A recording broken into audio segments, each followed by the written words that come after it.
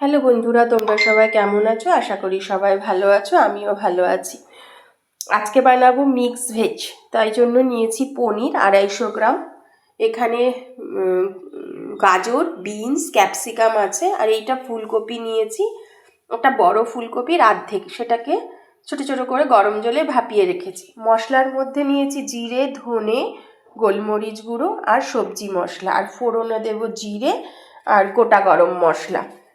কড়াইতে তেল দিয়ে দিয়েছি, এই তেলের মধ্যে এই গোটা গরম মশলাগুলো দিয়ে দেব। দেওয়ার পরে প্রথমে ফুলকপিগুলো ভেজে নেব। ফুলকপিগুলো ভাজা হয়ে গেছে, এবার আর বাদবাকি সবজিগুলো এখানে মিলিয়ে ভাজতে থাকবো।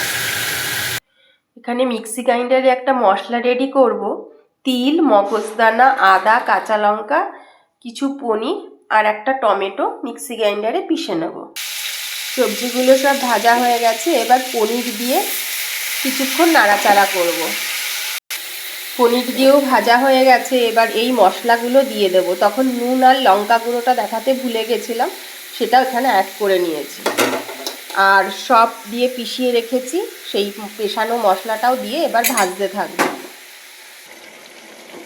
এবার একটু চিনি দেব আর একটু সস দেব।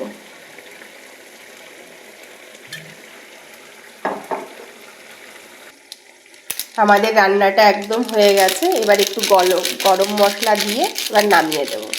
আমাদের হয়ে গেল দুর্দান্ত সাথে মিক্স ভেজ। থ্যাংক ইউ বন্ধুরা, তোমরা সবাই এটা ট্রাই করে দেখতে পারো, খুব ভালো হয়। নমস্কার।